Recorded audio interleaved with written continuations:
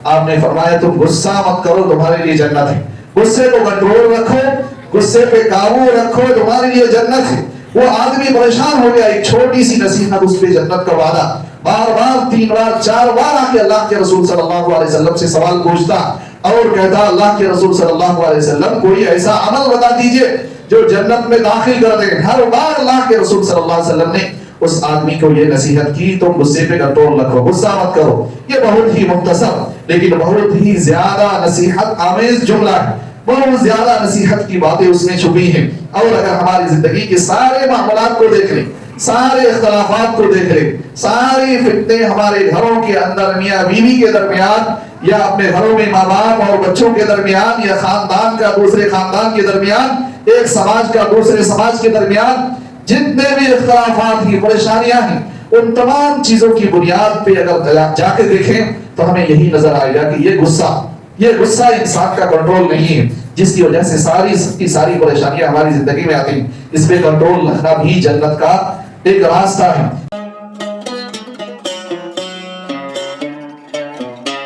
رب اشرح لي صدري ويسر لي أمري واحلل عقدة من لساني يفقهوا قولي رب زدني علما۔ محترم حاضرین جمع، بزرگوں، نوجوان دوستوں، عزیز بچوں اور اسلامی ماؤں بہنوں، جو لوگ کھڑے ہیں ان سے گزارش ہے ادھر آ کے بیٹھ جائیں، جہاں جگہ ملے وہاں بیٹھ جائیں۔ محترم اسلامی بھائیوں اور اسلامی خواتین، اللہ تعالیٰ نے قرآن میں ارشاد فرمایا فَمَنْ زُحْزِحَ عَنِ النَّارِ وَأُدْخِلَ الْجَنَّةَ فَقَدْ فَازَ، جو جہنم سے بچا لیا گیا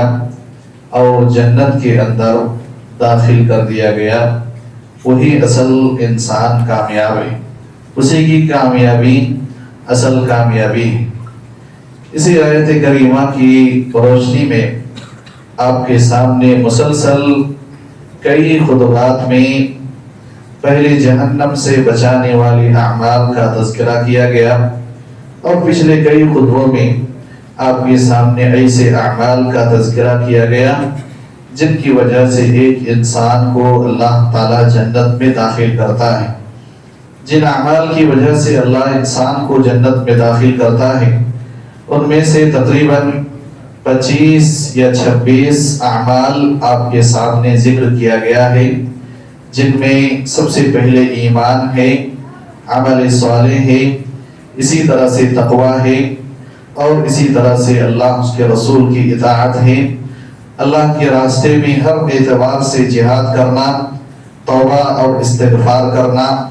اللہ کے دین پہ جمے رہنا، ڈٹے رہنا، ہمیشہ اللہ کی اطاعت کرنا، اور قرآن حدیث کا علم حاصل کرنا، مسجدوں کی تعمیر کرنا، حسن اخلاق کی زندگی گزارنا، اچھے اخلاق والا بننے کی کوشش کرنا، اور حق پر ہوتے ہوئے بھی انسان بحث اور فالتو کی بحث میں نہ پڑے، اسی طرح سے جھوٹ بولنا چھوڑ دے، اور اسی طرح سے وضو کرنے کے بعد انسان طہارت کی حالت میں رہے، 2 رکعت نماز پڑھے، مسجد کی طرف آنا اور مسجد سے واپس جانا، یہ عمل بھی جنت میں داخل کرتا ہے۔ اسی طرح سے کثرت سجود، بہت زیادہ اللہ کی خاطر سجدہ کرنا، نفلی عبادتیں انجام دینا۔ ایسے ہی حج ہے، آیت الکرسی کی تلاوت ہر فرض نماز کے بعد، اور اسی طرح سے ہر فرض نماز سے پہلے یا بعد میں جو سنتیں ہیں 12 رکعت، ان کا اہتمام کرنا، سلام، اسی طرح سے قیام اللیل کا اہتمام کرنا، مساکین کو کھانا کھلانا، رشتوں کو جوڑنا، اور اسی طرح سے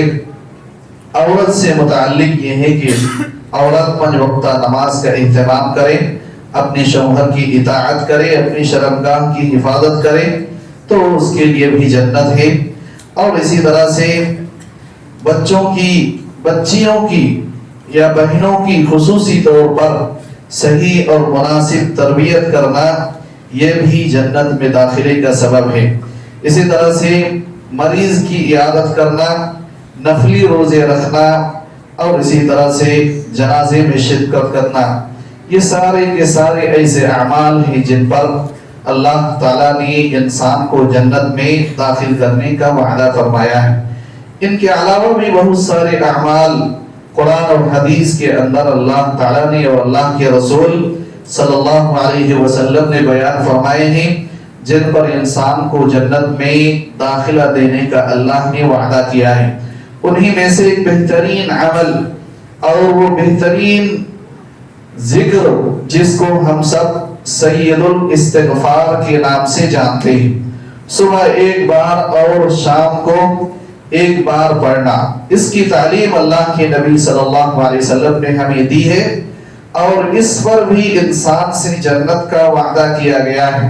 اللہ کے رسول صلی اللہ علیہ وسلم نے فرمایا کہ سید الاستغفار یہ ہے کہ انسان کہے اللہم انت ربی لا الہ الا انت خلقتنی وانا عبدک وانا علی عہدک ووعدک ما استطعت اعوذ بک من شر ما صنعت ابوء لک بنعمتک علی وابوء لک بذنبی فاغفر لی فانہ لا یغفر الذنوب الا انت۔ اس کو سید الاستغفار کہا جاتا ہے۔ سید الاستغفار کا معنی اور مفہوم یہ ہے کہ اللہ کے نبی صلی اللہ علیہ وسلم سے استغفار کے بہت سارے جملے، بہت سارے کلمات یا استغفار کی دعا اللہ سے مانگنے کے لیے بہت سارے سینٹنسز الگ الگ اللہ کے نبی صلی اللہ علیہ وسلم سے ثابت ہیں،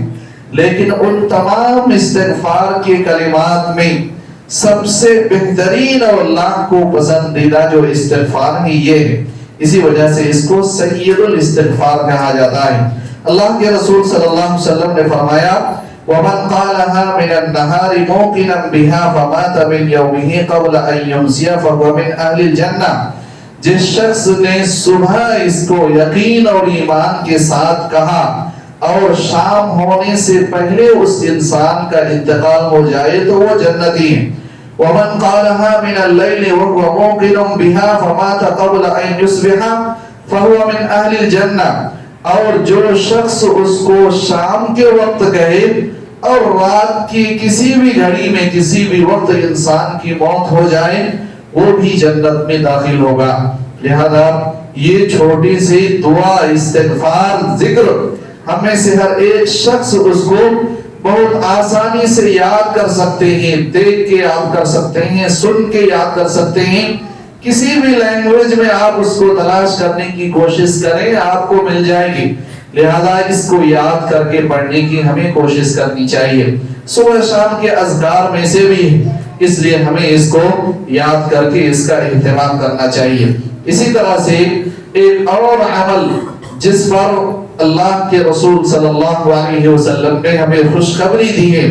کہ اس عمل کی وجہ سے بھی ایک انسان کو جنت میں اللہ تعالیٰ داخل فرماتا ہے، اور وہ ہے وضو کے بعد کی دعا پڑھنا۔ وضو کے بعد کی دعا پڑھنے سے بھی اللہ کے رسول صلی اللہ علیہ وسلم نے کہا اسے انسان کو بھی اللہ جنت میں داخل فرمائے گا۔ آپ نے فرمایا ما منکم من احد یتوضأ فیسبغ الوضوء ثم یقول اشہد ان لا الہ الا اللہ وحدہ لا شریک لہ واشہد ان محمدا عبدہ ورسولہ الا فتحت له ابواب الجنۃ الثمانیہ يدخل من ایہا شاء۔ آپ صلی اللہ علیہ وسلم نے فرمایا جس شخص نے وضو کیا اور صحیح سے سنت کے مطابق صحیح سے جس انداز میں اللہ کے رسول صلی اللہ علیہ وسلم نے وضو کر کے بتایا، حدیثوں کے اندر وہ ذکر موجود ہے، اس انداز میں اگر کسی نے وضو کیا صحیح ڈھنگ سے پھر وضو کے بعد کی یہ دعا پڑھی تو اس کے لیے جنت کے 8 دروازے کھول دیے جاتے ہیں۔ وہ جس دروازے سے جنت کے اندر داخل ہونا چاہے داخل ہو جائیں۔ بہت بڑی فضیلت ہے اور بہت بڑی فضیلت کی بات ہے، اور انسان کے لیے اس عمل کو انجام دینا بہت آسان ہے، اور خصوصی طور پر جب ایک مسلمان ہو 5 وقتہ نماز کا اہتمام کرتا ہو، کم سے کم اسے 5 مرتبہ وضو بنانے کی ضرورت ہو، گویا مطلب یہ ہوا کہ 5 وقت کم سے کم انسان کے لیے اللہ کی جانب سے رحمت اور یہ وافر موجود ہے کہ انسان کسی نہ کسی ناحیے سے اپنے آپ کو جنت کا مستحق بنا لے. لہذا یہ چھوٹی چھوٹی عبادتیں ہیں، ذکر و اذکار ہیں، عمل ہیں، بسا اوقات ہمارا توجہ بھی اس میں نہیں جاتا، لیکن اس کی فضیلتیں اس انداز میں اللہ کے نبی صلی اللہ علیہ وسلم نے بتائی ہیں. لہذا اس کو بھی ہمیں اپنی زندگی میں شامل کرنے کی کوشش کرنی چاہیے. اور ایک بات ہمیشہ یاد رکھنا چاہیے کہ یہ ساری کی ساری فضیلتیں ہم میں سے بہت سارے لوگ بہت مرتبہ سنتے ہیں، لیکن جب عمل کی باری آتی ہے، وضو بناتے ہیں، تب وضو بناتے وقت یہ فضیلت، یہ اہمیت اور جنت میں داخلہ جس دروازے سے چاہے داخل ہو جائے، یہ تصور انسان کے ذہن میں نہیں ہوتا، یہ بات نہیں ہوتی. جبکہ انسان ذہن میں جو چیز رکھ کے اللہ کی عبادت کرتا ہے وہی چیزیں انسان کو ملتی ہیں. اگر بغیر کسی مقصد کے انسان اللہ کے سامنے ہاتھ اٹھاتا ہے، دعائیں کرتا ہے، اسے معلوم نہیں ہے کس وجہ سے میں ہاتھ اٹھاتا ہوں، کیا چاہیے مجھے، تو ایسی صورت میں اس کو کیا بھی نہیں ملتی. اس لیے انسان نیت، ارادہ، پختہ ارادے کے ساتھ جب اللہ تعالیٰ کے سامنے اپنا ہاتھ اٹھاتا ہے، کسی چیز کی مانگ کرتا ہے، دعائیں کرتا ہے، تو وہ چیز اللہ ضرور دیتا ہے. اکثر لوگوں کی حالت یہی ہے. ہماری نماز کے اندر بھی ہم دعائیں تو پڑھتے ہیں، التحیات، اللہم صلی علی سبحان ربی العلی، اللہم اغفر لی، اللہم باعد بینی، دوسری دعائیں کرتے ہیں، لیکن ہمیں خود معلوم نہیں ہے دعا کے اندر کیا ہے. ہم اللہ سے دعا کر رہے ہیں، ہمیں خود معلوم نہیں کیا مانگ رہے ہیں اللہ تعالیٰ سے. یہ بڑی پریشانی کی بات ہے. اسی لیے ابن عباس غالباً یہ فرماتے ہیں کہ انسان کو نماز میں وہی چیزیں اللہ دیتا ہے جو مانگتا ہے سمجھ کے. جو چیز نہیں مانگتا اسے معلوم ہی نہیں ہے وہ چیزیں کہاں سے ملتی ہیں. اسی لیے میں بار بار اس بات کو دہراتا ہوں کہ مسلمانوں، اسلامی خواتین، بزرگوں، نوجوانوں، بچوں، سب لوگوں کو کم سے کم اتنا قرآن حدیث کا علم سیکھنا ضروری ہے جس سے ان کی عبادت درست ہو، صحیح ہو. یہ چیزیں ہماری عبادت سے متعلق ہیں. اگر ہم ان کو نہیں سیکھیں گے، ان کو نہیں جانیں گے، تو ایسی صورت میں ہماری عبادتیں صرف اٹھنا بیٹھنا ہے، ایک ایکسرسائز ورزش ہے، اس کا کوئی فائدہ ہمیں نہیں ملتا. اس لیے بنیادی چیزوں پہ ہمیں زیادہ محنت کرنے کی ضرورت ہے. اس کے لیے الحمدللہ کئی کورسز آپ کے سامنے چلائے گئے، بہت ساری کوششیں کی گئی ہیں. اس لیے ان چیزوں پہ ہمیں توجہ دینے کی ضرورت ہے. یہ چیزیں ہمیں سیکھنا ہے. یہ نہیں دیکھنا ہے کہ ہماری عمر اتنی ہو گئی ہے، جتنی بھی ہو گئی، ہمیں اس چیز کی آخری سانس تک ضرورت ہے. ہمیں یہ سیکھنا ضروری ہے. اس کے بغیر ہم اللہ تعالیٰ کے سامنے کھڑے نہیں ہو سکتے. کھڑے ہوتے ہیں اس کا کوئی مقصد نہیں ہوتا ہے، کوئی فائدہ نہیں ہوتا. اس لیے چیزیں سیکھنا ضروری ہے. جو عبادتیں ہم اللہ کی خاطر انجام دیتے ہیں، ان عبادتوں کا مقام و مرتبہ، ان عبادتوں کی فضیلت جب تک ہمارے ذہن میں نہ ہو، وہ فضیلتیں بھی ہمیں حاصل نہیں ہوتی، اور اس عبادت کو ادا کرنے میں جو دلچسپی ہونی چاہیے وہ بھی نہیں ہوتی. اگر ہمیں معلوم ہو جائے کہ جنت کے 8 دروازے، ایمان یقین کے ساتھ مکمل بھروسہ ہو کہ وضو بنائیں گے، وضو کے بعد اللہ کے رسول صلی اللہ علیہ وسلم کی حدیث سے 8 دروازے جنت کے کھول دیے جاتے، جس دروازے سے چاہے انسان داخل ہو جائے. اگر صحیح معنی میں اس بات کا ہمیں یقین ہو جائے، کون ایسا پاگل انسان، بیوقوف انسان ہے، بیوقوف مسلمان ہے جو آ کے وضو نہیں بنائے گا، 5 وقتہ نماز نہیں پڑھے گا. ہمیں معلوم ہونے کے باوجود یا تو اس کا یقین نہیں ہے یا معلوم نہیں ہے. اس وجہ سے ہمیں نماز پڑھنے کی توفیق نہیں ہوتی. جب نماز ہی نہیں پڑھیں گے تو یہ وضو، یہ اذان، یہ مسجد کی طرف آنا، مسجد میں انتظار کرنا، یہ ساری کی ساری چیزیں بیکار دھری کی دھری رہ جاتی ہیں. اس لیے ہمیں ان چیزوں کا اہتمام کرنا چاہیے. اسی طرح سے ایک اور عمل جس پر اللہ تعالیٰ نے ہمیں جنت کا وعدہ کیا ہے، آپ صلی اللہ علیہ وسلم نے فرمایا من صلی البردین دخل الجنہ، جس شخص نے 2 ٹھنڈی نمازیں پڑھی وہ جنت میں داخل ہو گیا. 2 ٹھنڈی نمازوں سے مراد فجر اور عصر کی نماز ہے. عمومی طور پر ان 2 نمازوں میں انسان غفلت کا شکار ہوتا ہے، اس لیے خصوصی طور پر ان 2 نمازوں کی ترغیب حدیثوں کے اندر دی گئی ہے. اس کا یہ مطلب ہرگز نہیں ہے کہ 2 نمازیں پڑھ لے انسان جنت میں چلا جائے گا، نہیں. اور نمازوں کے ساتھ ساتھ ان دو نمازوں کا خصوصی اہتمام کرنا بھی ہمارے لیے ضروری ہے، کیونکہ ان دو نمازوں میں اکثر غفلت ہوتی ہے۔ اسی طرح سے ایک حدیث میں اللہ کے رسول صلی اللہ علیہ وسلم نے فرمایا من یضمن لی ما بین لحییہ وما بین رجلیہ اضمن لہ الجنہ، جو شخص مجھے اپنی شرمگاہ کی حفاظت کی گارنٹی دے اور اسی طرح سے اپنی زبان کی حفاظت کی گارنٹی دے، جو انسان دو چیزوں کی گارنٹی لے لے کہ اس کا استعمال صحیح جگہ کرے گا، صحیح کاموں کے لیے کرے گا، میں اس کے لیے جنت کی گارنٹی دیتا ہوں۔ لہذا زبان کی حفاظت کرنا، شرمگاہ کی حفاظت کرنا بھی انسان کے لیے جنت میں داخلے کا سبب ہے۔ اسی طرح سے اللہ کے رسول صلی اللہ علیہ وسلم کی ایک اور بہترین تعلیم جس پر اللہ کے رسول صلی اللہ علیہ وسلم نے بھی جنت کی خوشخبری ہمیں سنائی۔ ایک آدمی اللہ کے رسول صلی اللہ علیہ وسلم کے پاس آیا اور پوچھا دلنی علی عمل یدخلنی الجنہ، کوئی ایسا عمل ہمیں بتا دیجئے جو ہمیں جنت میں داخل کر دے، جنت میں لے کر جائے۔ آپ صلی اللہ علیہ وسلم نے فرمایا لا تغضب ولک الجنہ، آپ نے فرمایا تم غصہ مت کرو، تمہارے لیے جنت ہے۔ غصے کو کنٹرول رکھو، غصے پہ قابو رکھو، تمہارے لیے جنت ہے۔ وہ آدمی پریشان ہو گیا، ایک چھوٹی سی نصیحت اس پہ جنت کا وعدہ، بار بار 3 بار 4 بار آ کے اللہ کے رسول صلی اللہ علیہ وسلم سے سوال پوچھتا اور کہتا اللہ کے رسول صلی اللہ علیہ وسلم کوئی ایسا عمل بتا دیجئے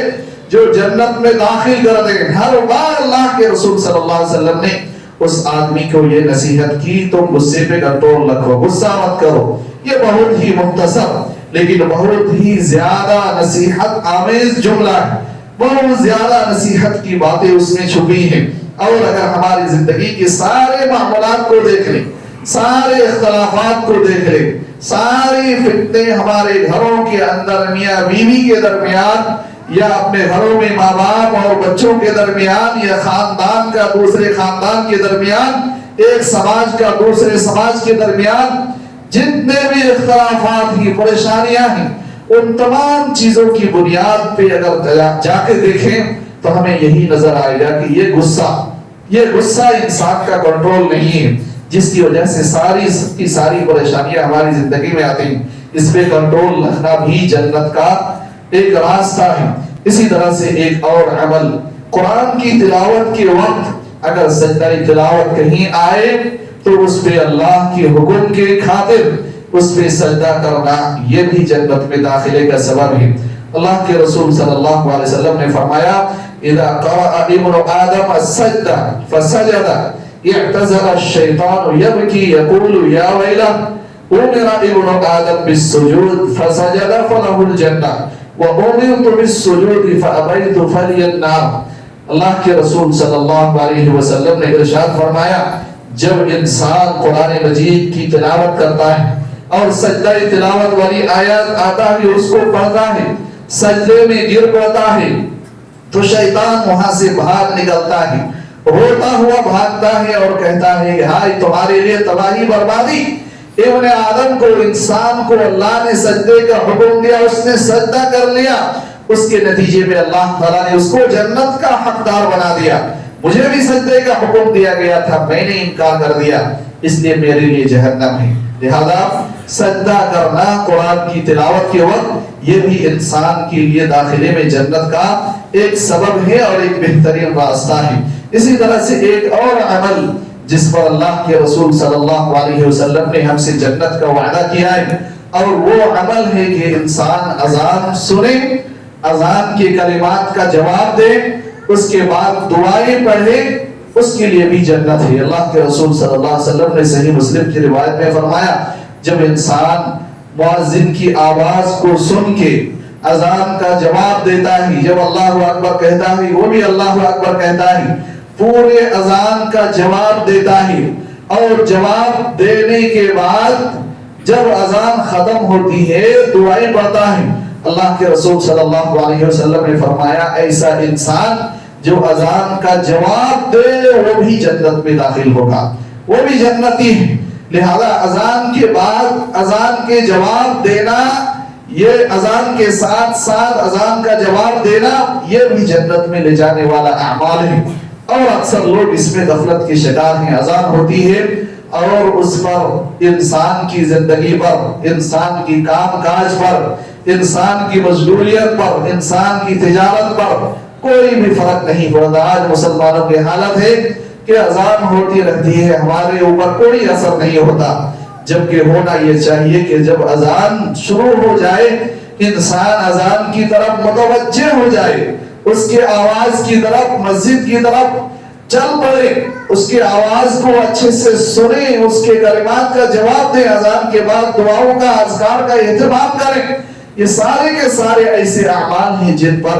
اللہ کے رسول صلی اللہ علیہ وسلم نے جنت کی خوشخبری سنائی ہے۔ یہ سارے کے سارے اعمال جو آپ کو بتائے گئے ہیں جنت میں لے جانے والے،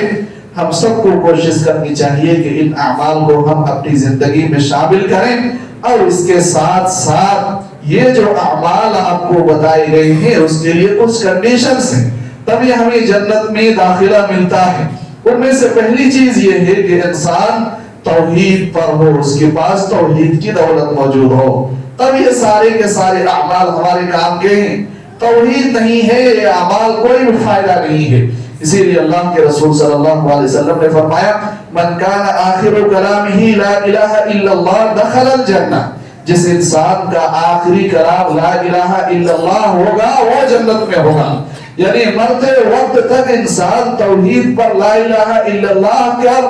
جمع رہے، ڈٹا رہے، اس انسان کے لیے جنت ہے۔ اسی طرح سے اخلاص کا ہونا بھی ضروری ہے، تبھی یہ اعمال اللہ تعالیٰ کے یہاں قابل قبول ہوگی۔ اسی طرح سے جو نیکیاں، جو اعمال آپ کو بتائی گئی ہیں، ان اعمال کو اللہ کے رسول صلی اللہ علیہ وسلم کی سنت کے مطابق انجام دینا بھی ضروری ہے۔ اللہ کے رسول صلی اللہ علیہ وسلم نے فرمایا کوئی انسان کوئی ایسا عمل کرتا ہے جس عمل کو ہم نے کر کے نہیں بتایا، جس کا حکم نہیں دیا، جو ہمارے سنت کے خلاف ہے، ایسے عمل کا اللہ تعالیٰ کے یہاں کوئی بھی قابل قبول نہیں، کوئی حیثیت نہیں۔ لہذا انسان کو ان ساری چیزوں کی رعایت کرتے ہوئے ان سارے اعمال کو ذہن میں رکھ کر ان کو انجام دینے کی کوشش کریں، تو انشاءاللہ اللہ تعالیٰ ہم سب کو جنت میں داخل فرمائے گا۔ اللہ تعالیٰ سے دعا ہے اللہ تعالیٰ ہم سب کو جنت کا مستحق بنائے۔ جنت تک لے جانے والے جو اعمال ہم نے سنے ہیں، بتائے ہیں، اللہ ہم سب کو ان سارے اعمال کو انجام دینے کی توفیق عطا فرمائے۔ اسی طرح جو جہنم سے دور کرنے والے یا جہنم سے بچانے والے اعمال بتائے گئے ہیں، اللہ تعالیٰ ان جہنم سے بچانے والے اعمال کو بھی ہمیں انجام دینے کی توفیق عطا فرمائے۔ اللہ تعالیٰ ہماری عبادتوں کو قبول فرمائے، ہماری مشکلات کو اللہ تعالیٰ آسان فرمائے، اللہ تعالیٰ ہماری ایمان کی حفاظت کرے، ہم سب کو دین پر قائم اور دائم رہنے کی توفیق عطا فرمائے، جب تک زندہ رکھے، ایمان اور اسلام کی حالت پر زندہ رکھے، اور جب ہمارا خاتمہ ہو ایمان اور اسلام کی حالت پر ہو۔ بارک اللہ لنا ولکم فی القرآن المجید ونفعنی وإیاکم بالآیات والذکر الحمید، انہ تعالی جواد کریم ملک بر رؤوف رحیم۔